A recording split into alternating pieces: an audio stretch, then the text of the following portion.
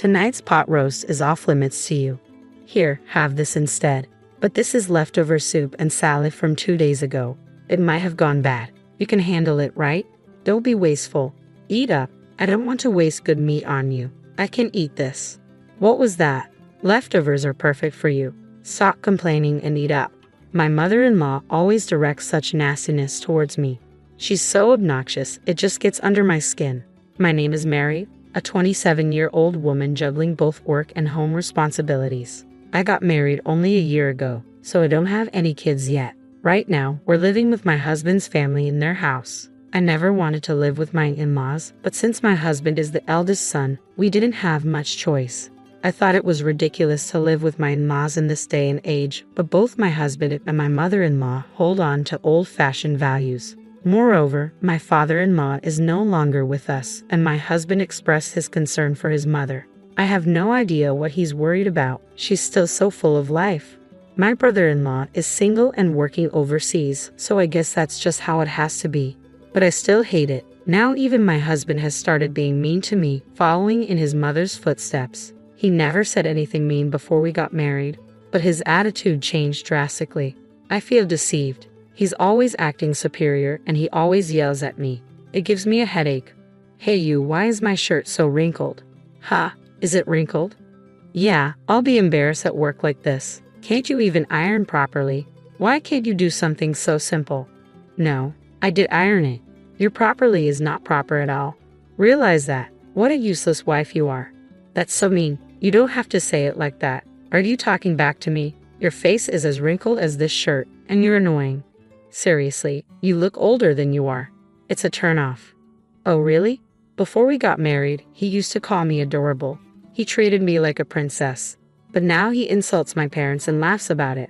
I don't understand why he would say such a thing. I'm not wrinkled or anything. It crossed my mind that he's actually balding for his age. I even found myself wishing that he would go completely bald one day. Our marriage is still pretty new, but I'm concerned about the future. Sometimes the word divorce even flashes through my mind. I was exhausted every day, and once I finished the housework after getting home from work, I felt like I was about to collapse. But my mother-in-law never helped with the chores. She seems to spend her whole day blankly watching TV. There were crumbs from snacks on the floor in front of the TV, and a lot of them. I had to clean them up, and I wish she would at least use a plate. Then, after dinner one day, my mother-in-law started to speak. Hey, let's all go to a spa resort when the new year comes. Oh, that sounds great, I replied. All right, I'll make the reservation. I'll get on it first thing tomorrow. Thanks, Mom, my husband said, beaming with joy. My husband and mother-in-law seemed very happy. I didn't really want to go with these people, but I was interested in the spa resort itself. I love visiting spa resorts, and this one was famous enough to be featured on TV recently. I thought it could be a great memory if I could ignore these annoying people, so inside, I was actually excited. After this, my mother-in-law said she had something to discuss. I wondered what it was and headed to the living room. You know we only have a small car, right? So, I was hoping we could borrow your family's minivan.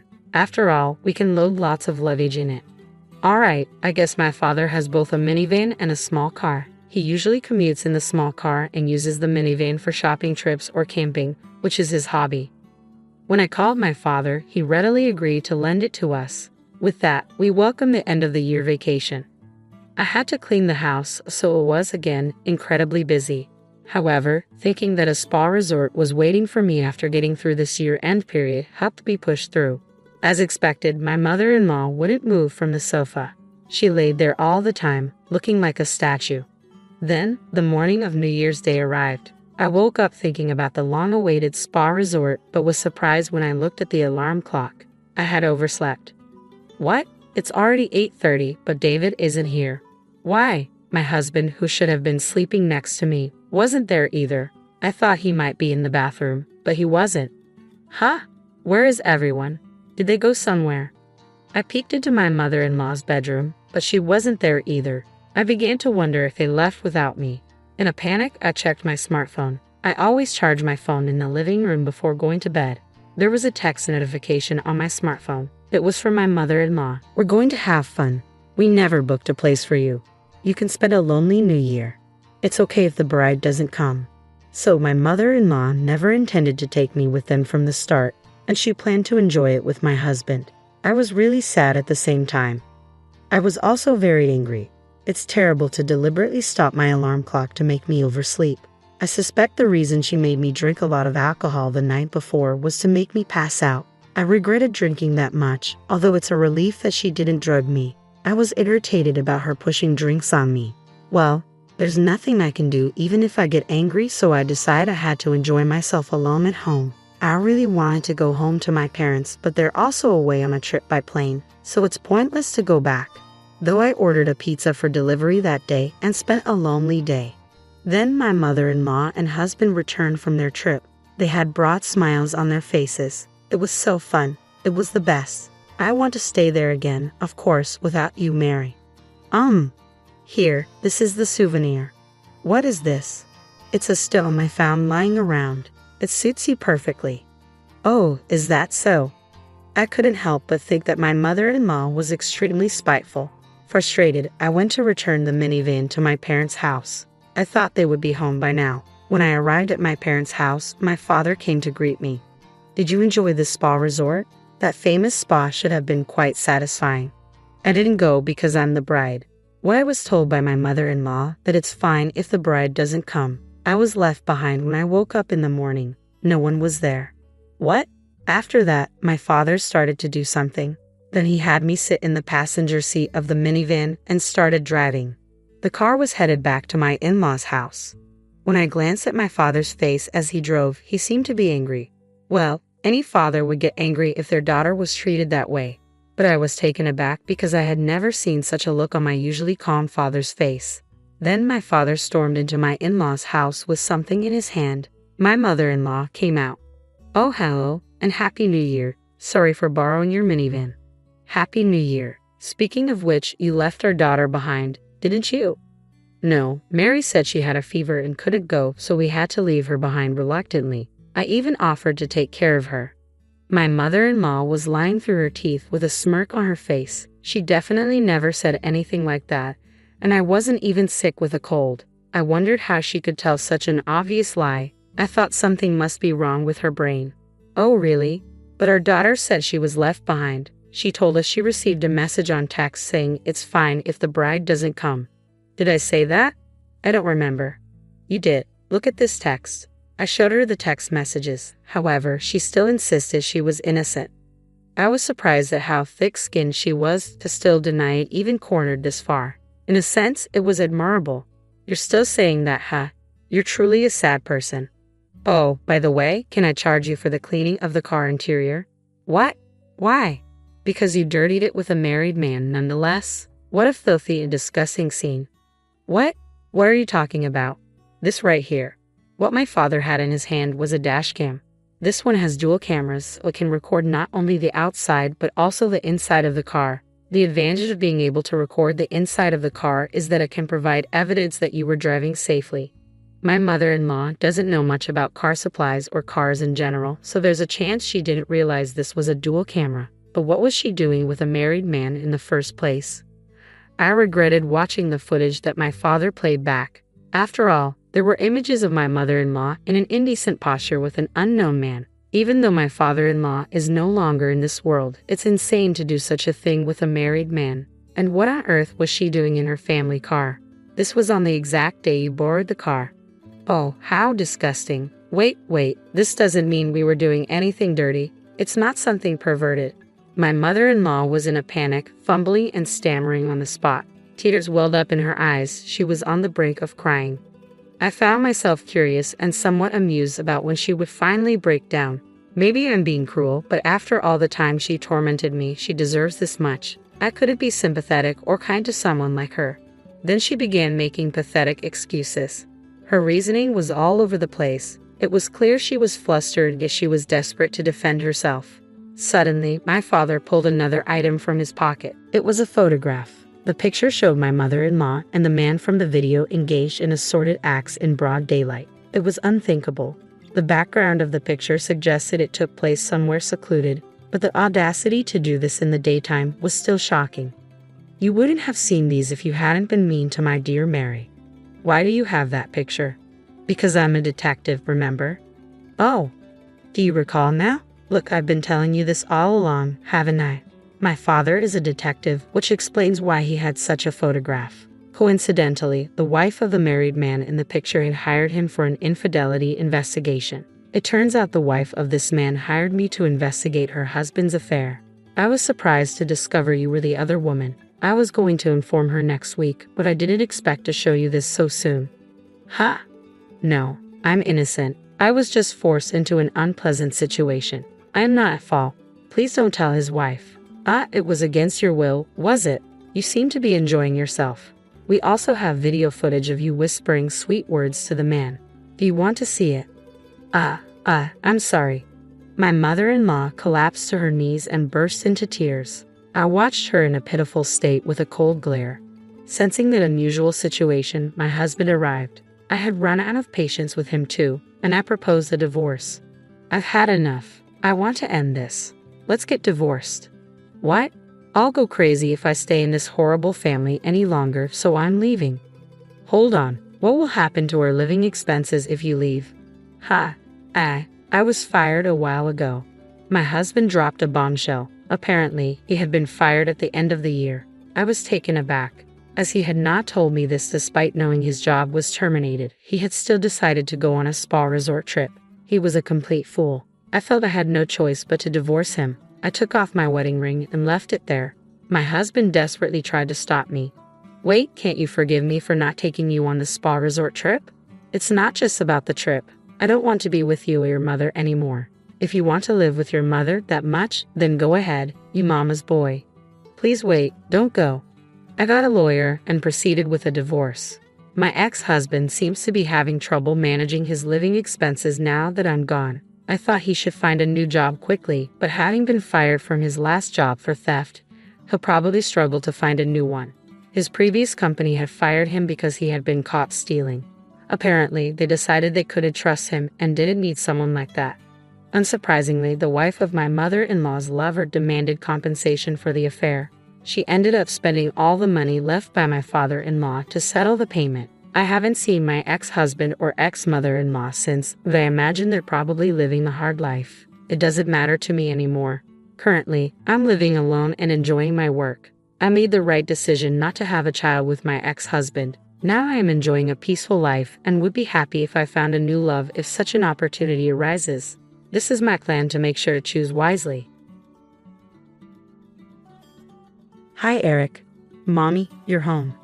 Yay, where's Daddy? Eric felt uneasy when he heard this question. He looked down and said, I'm not sure. What's wrong, sweetie? Are you keeping secrets with Mommy? Eric didn't say anything but continued to look down at the floor nervously. I could tell something wasn't right. I called my husband, David. Where are you? I came for a vacation with our son. I ended the call and we quickly packed our bags and left the house. Hi, my name is Caroline and I'm 40 years old. I'm married to David, who's 42 years old. We've been married for the last 10 years. David and I used to work at the same office, which is how we met. We fell in love and got married. We were a happy couple. 2 years after David and I got married, our son Eric was born, and our family felt complete. Eric is now 8 years old. Soon after we got married, David found a better job opportunity at a different company and decided to switch. I continued working at the same company, and over time, I got promoted to a senior position. This new role required me to travel for a few days each month for business trips. When Eric was 3 years old, I was offered another promotion at work. However, it came with a condition. I would need to travel for business reasons a few days each month. I hesitated to accept because Eric was still very young, and I didn't want to leave him alone. But David reassured me. Don't worry, honey. I'll take care of Eric. Are you sure? Eric is still so little. Absolutely, he's my son too. And it's just for a few days. Okay then, I'll take the promotion. David always supported my work. He would take care of Eric when I had to go on these trips. I was really thankful to David for being so caring and supportive. Everything was going well until one day my father-in-law called. Hey David, I've been thinking about stepping down from the business. I'm getting older and can't handle the stress anymore. Is everything okay, Dad? Yeah, everything's fine. I'm just realizing I'm getting older, you know. It's time for you to take over the business. David, this isn't unexpected. I've let you have your way with everything until now, but this is something you need to do for the family. Dad, you can't make me do this. I'm not making you do anything. Just consider it. How long will you keep working a regular job? The business will give you flexibility later in life. But Dad, you're my only heir. If you don't want to take over the company, I'll have to sell it because I can't handle it anymore. I didn't intend for it to sound like that. Alright, then how about you start by working here for a month and see how it goes? But Dad, you've been running the business so smoothly for years. I'm worried I won't be able to manage it as well as you. You'll learn as you go along. I didn't know anything about business until I started doing it myself. Okay, Dad, I'll give my notice at work and wrap things up there. Even though David enjoyed his job, he knew he would have to take over the family business eventually. He was prepared for it, but he didn't expect it to happen so soon. After David joined the family business, I started noticing changes in his behavior. He would come home late, spend evenings on his phone by himself, and often be away on weekends. This went on for a few months. Eventually, I couldn't ignore it anymore and decided to talk to him about it. David, is everything okay with you? Yeah, what's up? I've noticed a change in your behavior over the past few months. What change? I don't understand what you're talking about. I wanted to address the issue so we could work on it together, but David seemed to brush off any problems. I became frustrated with his dismissive attitude. Don't act like you don't know what I'm talking about. You come home late almost every day. And when you do come home early, instead of spending time with me or Eric, you're glued to your phone. David responded firmly, I'm busy. It's not like when I worked for a company and could finish at 7 p.m. This is my business now. I have to give it attention even after I get home.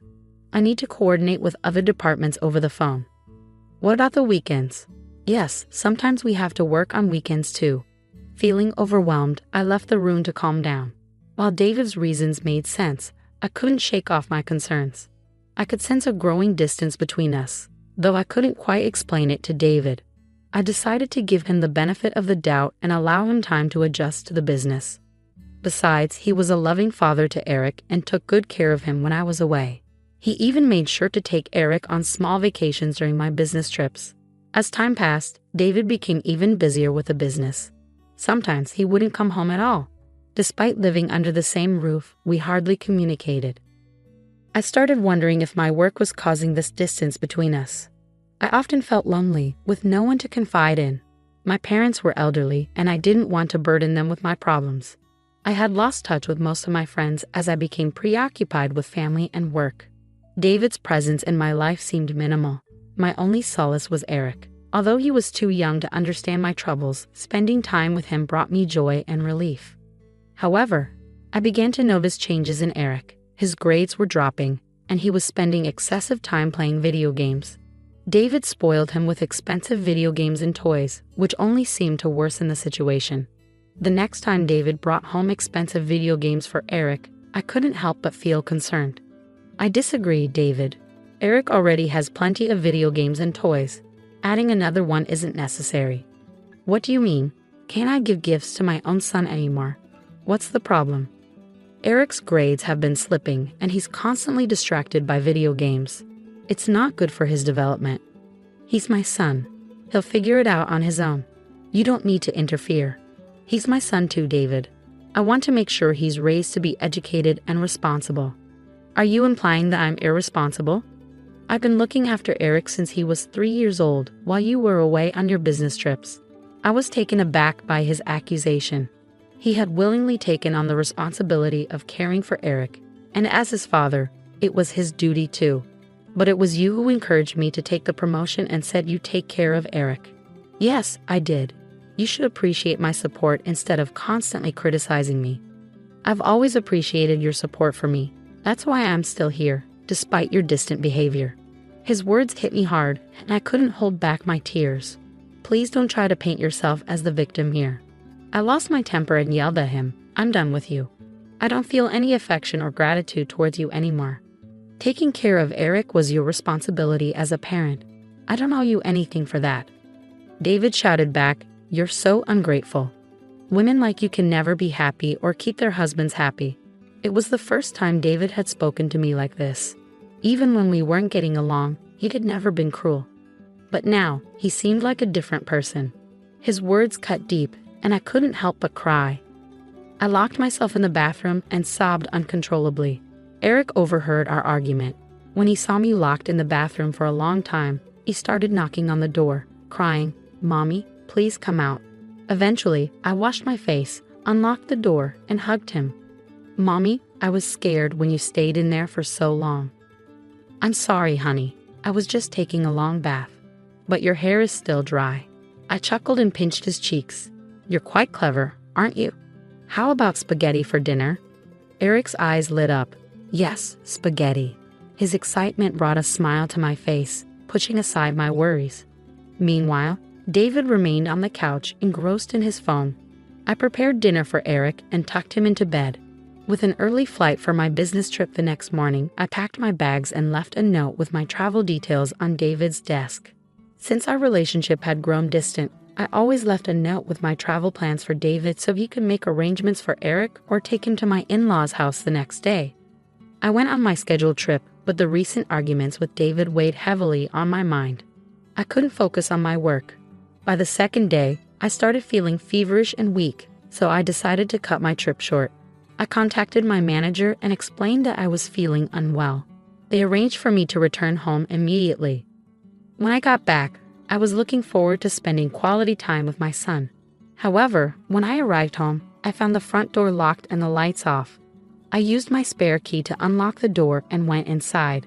The house was dark, so I turned on the lights and headed upstairs to Eric's room. There, I found Eric playing with his video games on his bed. "Hey Eric, sweetheart. What are you doing here? And why are all the lights off in the house?" Excited to see me, Eric ran over. "Mommy, you're back. Yay, where's Daddy?" Eric seemed uneasy when I asked about his dad. He avoided eye contact and mumbled, I don't know." "When did he leave, sweetie?" "I'm not sure, Mommy. Dad told me not to say anything." "What do you mean, honey? What's going on? Why are you keeping secrets from Mommy?" Eric remained silent, his eyes fixed on the floor nervously. I could tell something wasn't right. Worried, I called my husband. "David, where are you?" "I came for a vacation with our son." I was shocked and devastated. David had been lying to me, and Eric had heard it all. I hung up the phone, staring at David in disbelief. Eric started crying. After calming him down, Eric confessed everything to me. It was heart-wrenching to hear. "Mommy, whenever you went on a trip, Daddy left me alone in the house." "What?" He continued sobbing as I held him close. "Sweetheart, how long has Daddy been leaving you alone?" "When I was little, Daddy took care of me and never left me alone. But now he locks me inside the house. He leaves food in the fridge for me and gives me video games to play." "And when does your father come back?" "Daddy comes home late at night and leaves again in the morning," Eric replied. I couldn't believe what my son had been going through while I was away. I felt guilty for leaving him in David's care. "Why didn't you tell me, sweetheart?" "At first, Dad would leave me alone for a few hours, but he always brought back lots of chocolates and toys for me. But now he's gone for the whole day. He made me promise not to tell you anything. I hate seeing him cry like this." "Okay, calm down now. Mommy's here." "I'm sorry, Mommy, for getting the new video games. I kept my promise and didn't tell you anything." "I'm sorry, sweetheart, that you had to go through all of this. I couldn't believe what I was hearing. What kind of father would do such a thing?" David was rewarding Eric for keeping this terrible secret. I felt sick to my stomach. I couldn't bear to stay in that house any longer or let my child be around such a man. We packed our bags and left immediately. I hired an investigation agency to look into David's actions. After dropping Eric off at my aunt's house, I went to David's parents and told them everything. My mother-in-law couldn't believe that David could do such things. "Caroline, please don't rush into anything. Maybe there's some misunderstanding. It's not wise to make such a big decision based solely on what Eric says. He's just a child." "What do you mean?" "I know you're trying to help, but I can't even think about talking to David right now. How can I trust him after all of this?" I was too angry to grasp her suggestion properly, even though she probably meant well. "Do you really believe Eric would make up something like this? And why would David lie to me about being on vacation with Eric?" "Well, maybe he was just caught up with work." I lost my patience and decided to lay everything out. This incident isn't isolated. Your son has been distant since he joined the family business. He comes home late, hardly spends time with Eric, and often spends his weekends away. Are you suggesting that all of this is because David joined the family business? My father-in-law interrupted. Brianna, let her speak, he said. Caroline is right. I never imagined David would change like this after joining the business. Some of my senior employees mentioned David's growing closeness with his assistant. What? Why did he tell me about this? I brushed it off as workplace gossip. People tend to enjoy spreading rumors like that, my father-in-law explained. I never thought David would do something like this. He loved you and Eric so much. I should have taken it seriously. I regret it now. Please forgive me, Caroline, he pleaded. I sat there in shock, unable to say anything. Brianna looked equally stunned. They both seemed devastated. David had always been seen as the perfect son, husband, and father. He had let everyone down. I couldn't blame my father-in-law because I, too, had never suspected David of having an affair despite our relationship growing colder. I attributed it to our busy schedules. I had foolishly hoped that once Eric grew up and we were free from parental duties, we'd be happy together again in our retirement. But now, everything felt shattered. After leaving my in-laws' house, I started receiving calls from David. I assumed my in-laws had spoken to him. I ignored his calls and blocked his number. I stayed with my aunt for a few days while searching for a new place to live. Eventually, the investigation agency sent their reports, confirming my suspicions. David had indeed been having an affair with his assistant, Lily. He would skip work and spend the day at her place whenever I was away. I hired a lawyer and sent divorce papers along with the evidence I received from the agency. It turned out that Lily was a single mother to a 5-year-old girl. She had been divorced by her ex-husband due to an extramarital affair during her pregnancy. When she applied for her job, she portrayed herself as a victim, claiming she divorced her husband because he cheated on her while she was pregnant. Despite her lack of qualifications, my father-in-law had given her a job out of sympathy. She deceived everyone in the office with her false story. It seemed she had also used the same tale on David. However, the investigation revealed her true nature. Further digging uncovered details about her ex-husband. He had divorced Lily without providing any alimony or child support, alleging that the baby was not his. A DNA test confirmed his claim.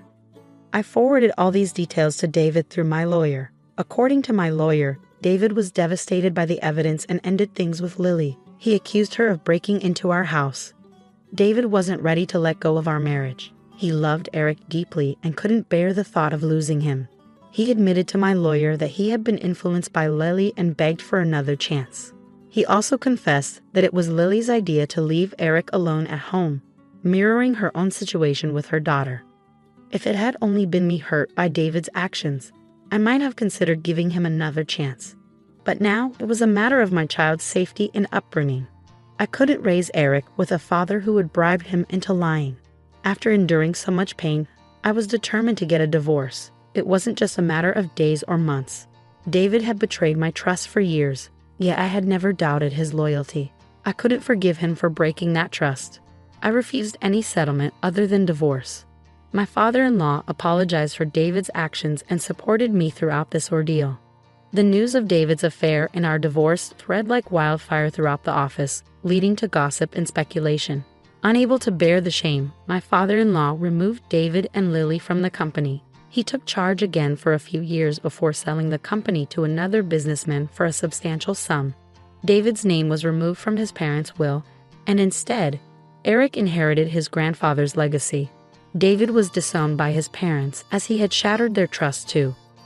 David relocated to another part of the city where he faced judgment from the community for his infidelity with his assistant. Meanwhile, I transferred to a different department where I didn't have to travel as much. This allowed me to balance my work and home life more effectively. I hired a full-time nanny to care for Eric, ensuring he received the attention and care he deserved. I'm considering leaving my job in a few years. I've saved enough for my retirement and want to enjoy life to the fullest with my son. My greatest wish is for Eric to grow up into an educated and responsible individual, and I'll do everything in my power to ensure he receives the best upbringing possible. Hi, I'm Jenna and I'm 40 years old. I've been through a lot with my in-laws mistreating me like many other women have. But my experience is unique because I found a way to stand up for myself. I want to share my story to help others facing similar struggles. It all began when my husband told me, "I have something important to tell you." "What's wrong, honey? Is everything all right?" "No, I'm scared. I saw my mom and sister do something really bad." "What? What did they do?" "I finally understand. I don't think these women have your best interests at heart, and I'm truly sorry for not believing you before." Micah was talking about all the times when Gladys and Hannah, my mother-in-law and sister-in-law, treated me unfairly. They would ruin my outfits for special events, mess with my food and drinks to embarrass me, and even spread lies about my successful business, all because they resented me for marrying their son and brother. I had complained to Mako about their behavior countless times, but he never took me seriously. However, in this moment, he finally did. "Well, what changed your mind?" "I saw this." Mako showed me security camera footage from our business. My husband and I sell crocheted items, like baby clothes and purses. It's a business I started and have been passionate about, but Gladys and Hannah always tried to discourage me from pursuing it. "Are you sure you should be involved in this business? It's not going to succeed, especially with your lack of expertise." "Excuse me?" What she means is that you're not capable enough to handle this business. You should just give up and focus on being a housewife or finding a regular job. Starting a business is too difficult for someone like you. You understand what I'm saying? These women always tried to stop me from doing things that made me happy. I think they were jealous because why else would they behave so horribly? My suspicions about them being mean finally became clear when they tried to embarrass me. Even when I showed my ruined dress to my husband, begged him to taste my tampered food, and proved their lies about my business, he didn't believe me. He had to see it for himself. And finally he did. The video Micah showed me was shocking. I couldn't believe people would do something so terrible. In the video, we could see two masked women, one taller and one shorter, vandalizing our building with spray paint. Take a closer look. Notice the lady with the necklace. I looked closer, and it seemed like Gladys' unique necklace that Micah brought her from Fiji. I understand now. Who else could it be? They look so similar. I believe you now. Tears welled up in my eyes. I felt both angry and hurt because it took him so long to believe me, but I also felt relieved that someone finally understood my struggles. I didn't want to tell him about this because they were his family. I couldn't just speak badly about them or take them to court for the damage they caused. But I did want to get back at them, and I had been thinking about how to do it for a long time. Suddenly, Micah's phone rang, and it was Hannah. "Speak of the devil, right?" He answered and talked to her for a bit. When he hung up, he said, "So Hannah just told me that Uncle Peter is back from his trip, and Mom wants to have a big family gathering since a lot of people are home for the summer." "Okay, when? This weekend?" "Are you going to talk to them about what we saw in the video?" "I want to, but it's hard for me. They're my mother and my sister, you know. But if you want to confront them, I'll support you in any way I can." The weekend arrived and Micah and I got to Gladys' house early to help prepare for the big family gathering. Uncle Peter was everyone's favorite, so his return after a long absence would be a special occasion. When we arrived, I noticed that both Hannah and Gladys' attitudes changed from happy and smiling to jealousy and disgust. "Oh, you two are here early." "Yeah, Mom, we wanted to lend a hand. We know there will be a lot of guests today. Aren't you sweet? We're happy to help." As I spoke, Hannah and Gladys both turned their gaze toward me, giving me looks as if I had done something wrong. But they couldn't prove it yet. "Oh, Jenna, it's awful that your lovely business was vandalized like that. I saw it on my way here. Such a tragedy." "Absolutely dreadful, indeed. Even a child could sense that these women were up to something sneaky. Despite their outward concern, they seemed unusually cheerful, almost gleeful. I even caught them trying to suppress a laugh. But I had to stay quiet. I didn't want to cause a scene just yet. I was determined to get my revenge at the right time, so for now, I bided my time. I know it's just terrible. We're both wondering who could have done such a thing. Yeah, it was really upsetting to see something we put so much effort into being damaged like that."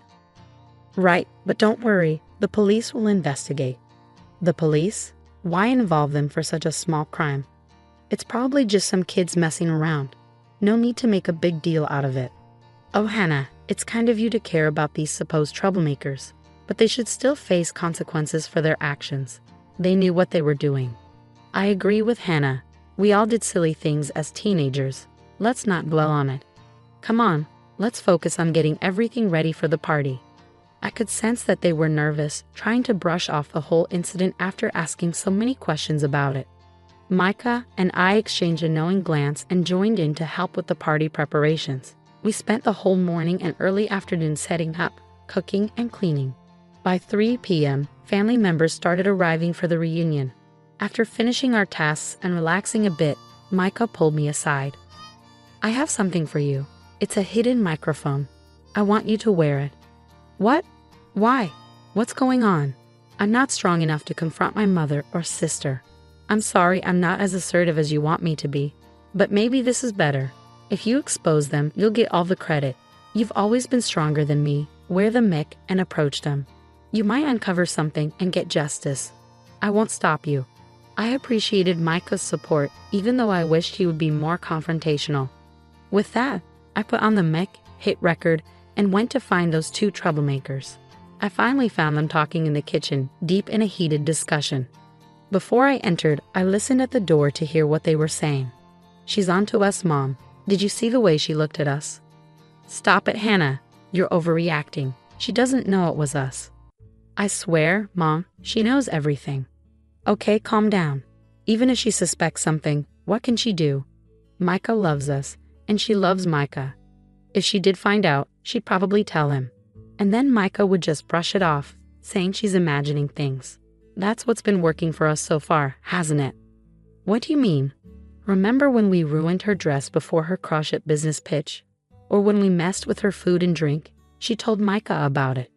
There's no way she didn't share her suspicions with him. But because he loves us, he overlooked it. He'll do the same now. I couldn't stand their villainous conversation any longer, so I burst into the room.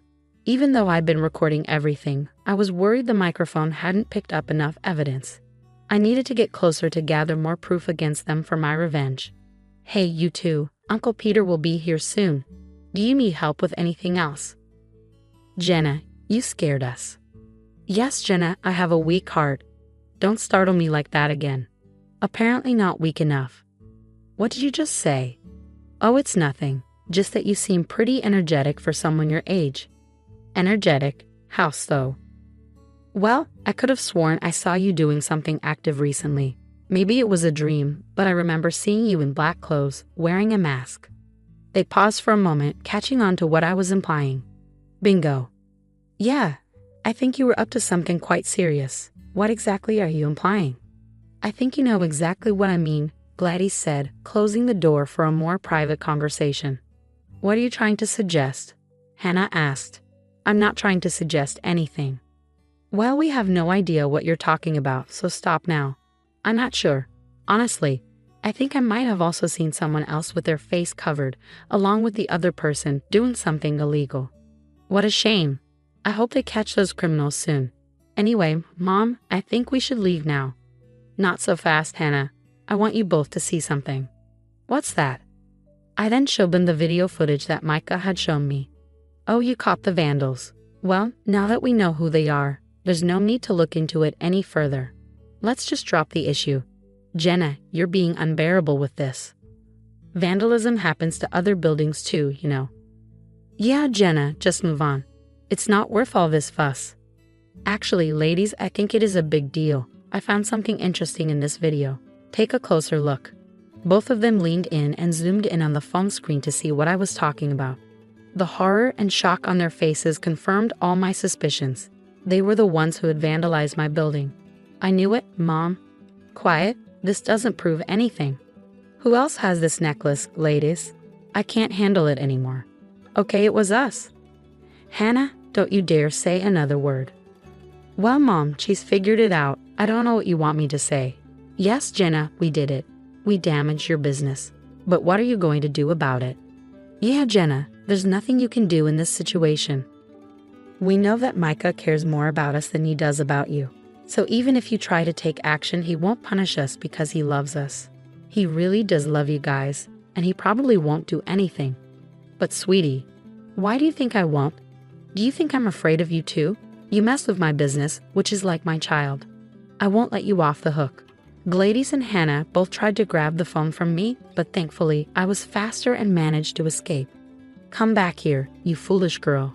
Even if you grab the phone, the data's already backed up, so there's no point in fighting me unless you want to worsen your already weak heart. Don't you dare provoke my mom. Do you think you're funny? Do you think you're clever?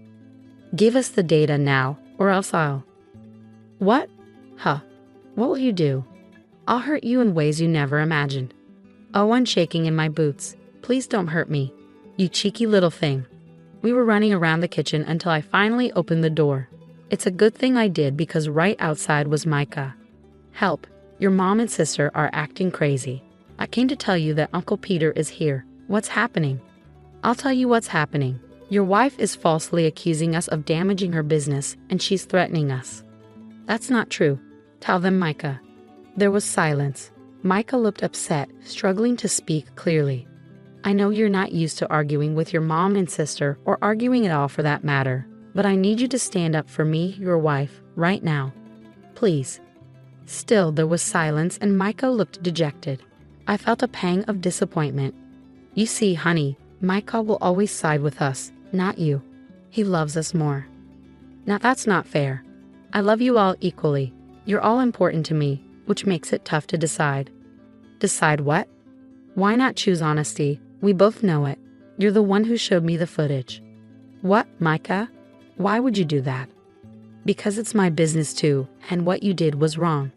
Not just this incident, but all the other times you've hurt my wife. You need to stop, please. We'll forgive you. Speak for yourself. I'm still going to press charges. Not while I'm here. Just then, Uncle Peter, our respected guest of honor, walked in. He seemed happy but also worried because we were all here while everyone else was waiting for the celebrations to start. Oh, Peter, my dear, it's wonderful to see you. You look great. Yes, we'll start the celebrations soon. Let me take you to your special seat. Tell me all about your trip. We're not done with you, Jenna. If you try anything, I promise we'll make sure Micah divorces you. Why do you talk to Micah like he's a child?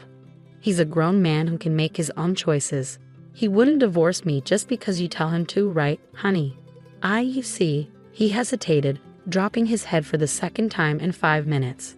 I really did date a wasp. I stormed off angrily and went to the big dining table where about 30 people were sitting. I sat down, seething but trying to stay calm. Soon after, Micah and Hannah joined me. But I stayed quiet, even though Micah seemed like he wanted to say something. I was too angry at him. Eventually, Gladys and Uncle Peter arrived, and we all celebrated.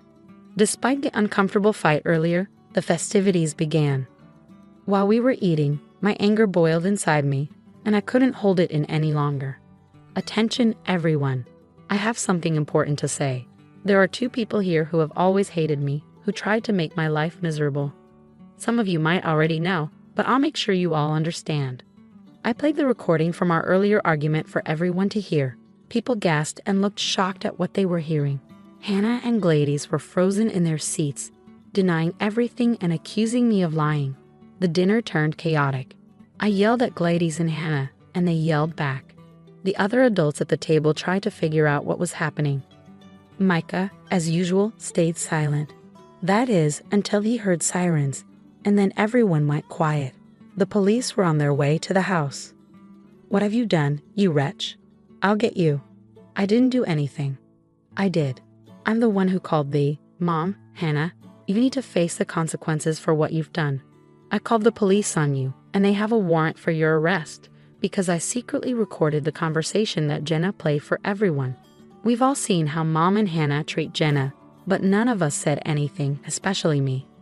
Jenna is my wife, and from now on, I'm standing by her side because she's been proven right. Mom, Hannah, please cooperate.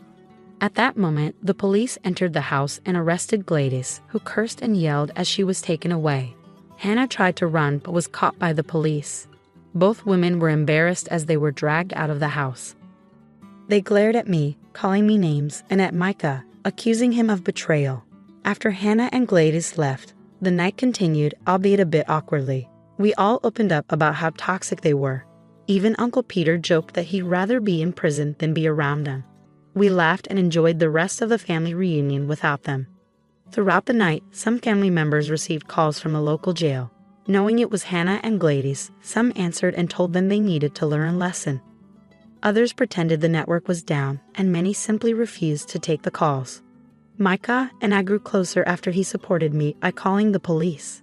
Hannah and Gladys paid a fine for the damages and are out of jail, but their egos took a hit. When we see them now, they look ashamed and afraid instead of jealous and disgusted, which suits me fine. Revenge has never felt so satisfying. I now live with my parents, so why don't you, a stranger, just move into a cheap place? What's the big deal, right? I thought my husband would make me happy, but turns out he was just using me. His family betrayed me, and I was really shocked. It seemed like they hadn't even realized how naive they were. But if they kick me out, who's going to pay the bills? I realized there was no point in being part of this family, so I knew what I had to do next. I got in touch with everyone and started getting ready. What happened to all the stuff? I had a company come and take it all away. The next day, I called another company and got rid of all the furniture and appliances. My husband freaked out and started yelling. My name is Michelle Thompson. I'm 35 years old. I've been working from home since I finished college. I only have to travel once a month, but I work full-time. My company has been really understanding because both of my legs are disabled, so I use a wheelchair to get around. This happened because I had a motorcycle accident in college. A car crashed into me from behind on the highway, and I was thrown into the air. It felt like everything was moving really slowly. This is it for me, I remember thinking as I flew through the air. Luckily, I didn't die, but my legs got injured and I can't move them anymore. I've been doing rehab ever since, but they probably won't get better. I've been in a wheelchair for years now. I guess I'll probably stay single for the rest of my life. Once I accepted my condition, I started wanting to get married again. One day, my friends arranged a blind date for me, and that's when I met Ken, who's 5 years older than me. Despite his age, he looked younger. What surprised me was how immature he acted for a 40-year-old.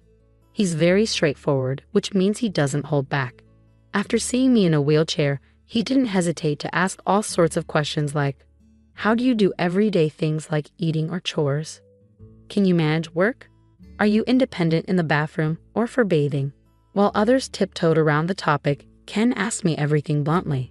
Most people might find his approach rude, but I actually liked that he was genuinely interested in me. We went on a few more dates and eventually became a couple. I believed I could find happiness with him. At that time, I couldn't imagine being with anyone else who would want to be with me forever. So when Ken proposed just 6 months into our relationship, I was thrilled. But things took a turn after we got married. When Ken and I moved in together, we chose my rented house, which is a bit expensive but very wheelchair-friendly, probably because the previous tenant made it that way. Ken liked the spaciousness.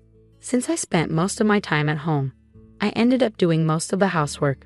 Sometimes when I was tired, I'd ask him for help, but he'd just say he was too tired and wouldn't lift a finger, not even to help me bathe.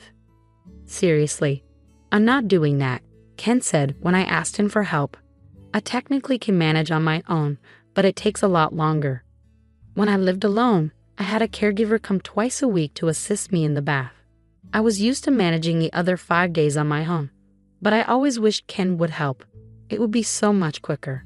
Every time I spent a long time getting into the bath, I stopped asking for the caregiver's help because Ken said it was a waste of money. As I was bathing, I started feeling tired in my arms. The bathroom was originally designed to be accessible, which was one of the reasons we chose the place. But when Ken took a bath first, he wouldn't tidy up afterward. He'd leave the bath bucket out and shampoo bottles on the floor, which made things even more difficult for me. Hey, could you please think about making it a little easier for me when I bathe alone? Just let me have a bath without overthinking it, I asked him. But no matter what I said, Ken wouldn't listen. This house is designed for you to live comfortably. I moved in for you and you still complain, Ken argued. You wanted to move to Ken. When did I ever say that? This house was originally my place. That's why it's set up for someone in a wheelchair. The first time I invited Ken over, he seemed impressed by the spaciousness and the appliances. I'd love to live here after we're married, he said, admiring everything. But now he complains, saying things like, this handrail is such a nuisance. It's like living in an old person's home. Why would you say that? Yeah, I should have looked more closely before, I admitted to myself. It finally dawned on me after we started living together. Ken married me because of the house, the appliances, and the fact that I could manage household chores despite my disability. Ken received praise from his colleagues and friends for being a wonderful husband, but that's far from the truth. He's just taking advantage of the fact that I can do everything by myself despite my disability. And on top of that, he's been jobless and partying every night since we started dating. Realizing all this after getting married is heartbreaking and makes me want to cry. But despite everything, I haven't broken up with him. I keep telling myself that there must be some love there since we got married, right? Hey, can you give me some allowance? Ken asked. You received some just the other day, didn't you? I replied. Yeah, but I've already spent it, Ken admitted. Slowly, Ken started to depend on me for money without putting in any effort to work for it. I decided to reach out to Ken's mother for advice. Ken doesn't seem interested in working. What should I do? He's always been hardworking. Maybe he just needs a break. Even though she told me I could talk to her about anything, she always sided with her son. She'd say, it's natural since he's an only child. But I wasn't convinced. Since I've lost both my parents, I have no other family to turn to. I felt completely lost. I thought about discussing it with a friend, but the last time I mentioned my problems, they told me, I wish I had problems like that. Ken always seems to appear fine on the surface. That evening, Ken confronted me. Did you go talking to Mom about my work? He accused. Yeah, why? Would it bother an older person like her? I can't believe you. I responded. Seriously? Well, maybe you should work so I don't have to worry, I retorted. Ken stormed out after that. It's typical of him. He always leaves when things don't go his way and then returns drunk early in the morning. I'm back, babe, he slurred. It's early, don't disturb the neighbors, I cautioned. Keep it down, I added. Shut up. Don't boss me around, he snapped back. When he's drunk, he's out of control. All I can do in situations like these is stay quiet and endure it. I think I'm reaching my breaking point. I began to entertain the idea, but the thought of facing loneliness again was heart-wrenching. I was torn between enduring the current situation or spending the rest of my life alone. The idea of divorce started to weigh heavily on my mind. Then, out of nowhere, Ken brought up the idea of living with his parents. What? You mean they'd move in here? I asked, surprised. No, they'll move in here. Ken replied as if it was already decided that they would move in, without even discussing it with me. While I understand the desire to be close to aging parents, both of Ken's parents are still healthy. I couldn't understand why they would want to leave their own home to come live with us. Do they really need to stay here? It's going to be crowded with 4 people, and I work from home, so it'll be inconvenient. I expressed my concerns. You're always thinking about yourself, huh? I never thought you were this selfish, Ken accused. I'm just saying, why do they need to move here when they have their own place? Our place is bigger, more modern, and has all the conveniences. Plus, it's accessible for elderly people, I reasoned.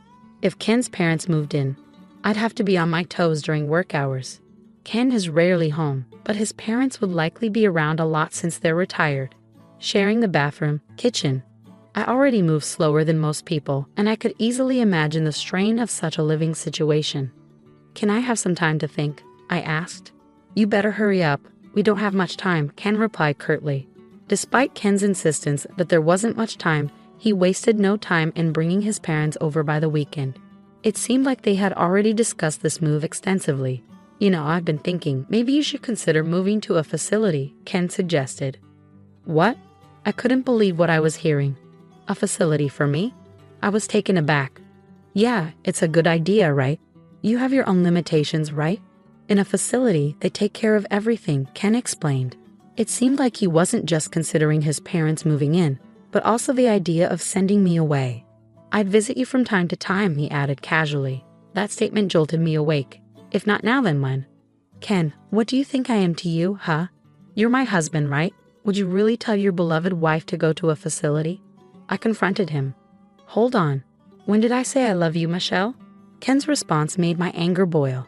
It was becoming increasingly clear that Ken was using me. Hadn't I known it all along?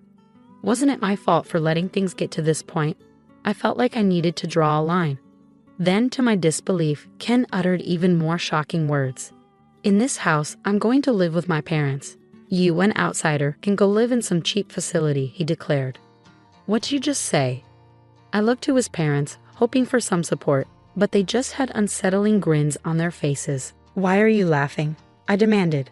What's the big deal, huh? Ken's parents responded with indifference. It seemed like things had been escalating too quickly lately. I couldn't shake the feeling that maybe they had their eyes on my home even before we got married. I knew I had to act fast and get these people out. Please leave, I said firmly. What? Leave now, I reiterated when they hesitated. How can you talk to my parents like that? Ken snapped, his anger boiling over. It was like I was seeing the real Ken for the first time.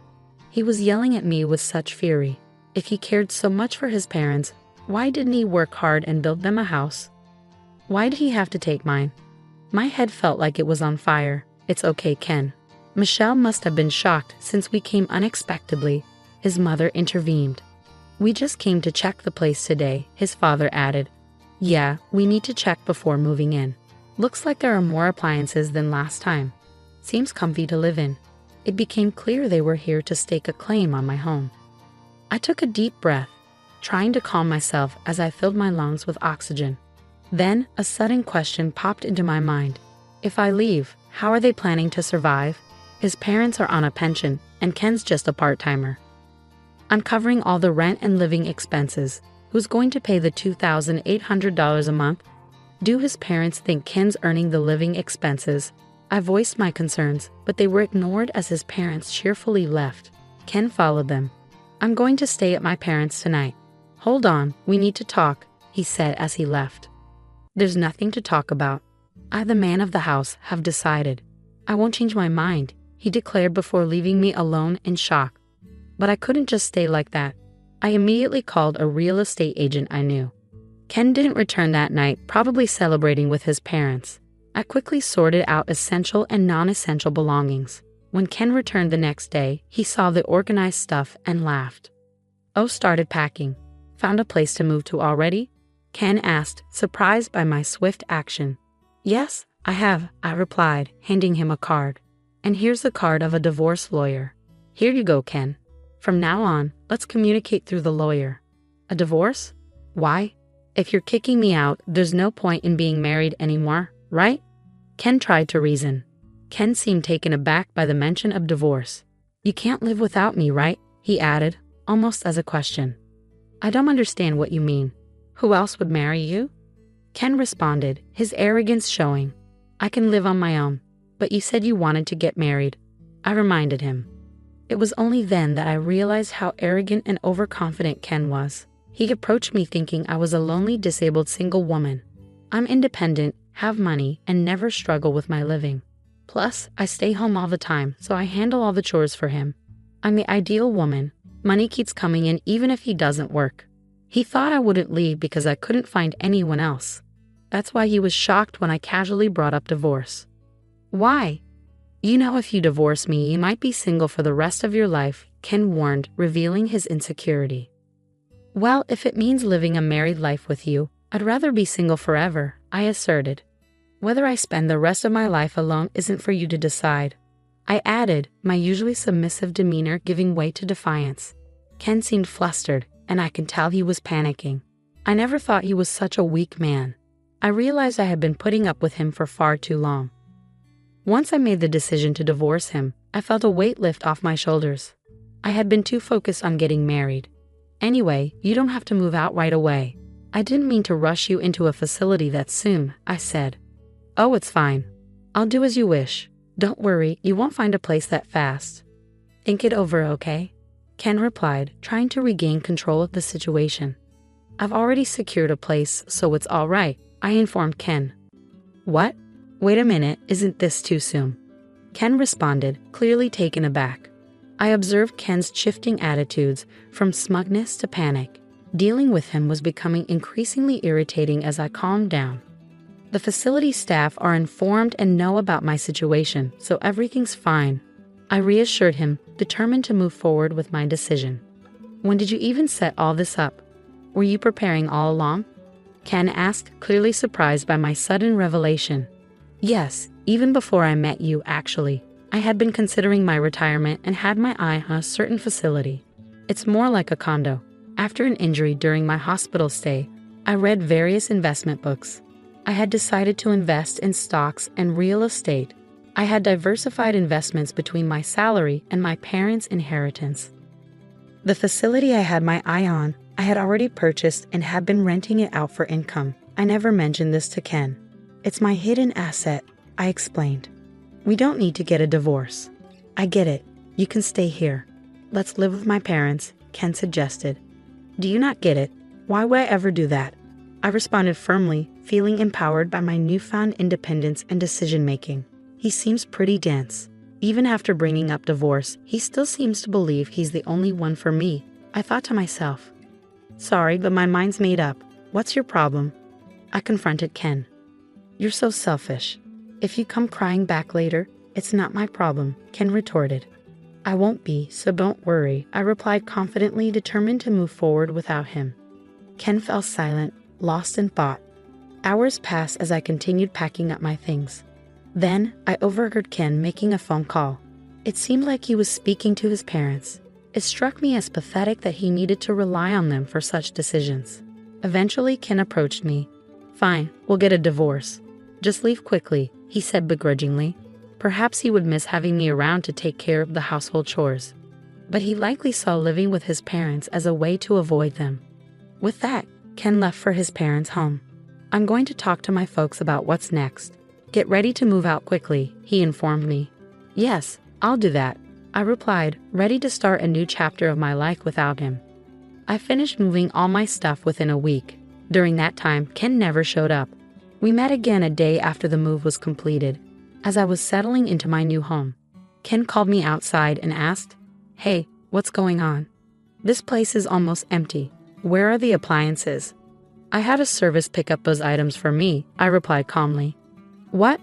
I had called a service the next day and had them collect all the furniture and appliances, Ken exclaimed, clearly agitated. My husband's frustration grew and he began grumbling. Not only Ken, but also his parents were there. All the appliances here were bought by me. They are all from when I was single.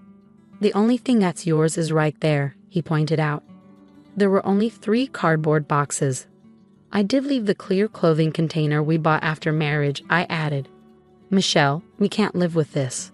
We need to split the property if we're divorcing, Ken insisted. That's right, we can't live here like this, his mother chimed in. What are you talking about? Nobody can live here, Ken protested. What do you mean?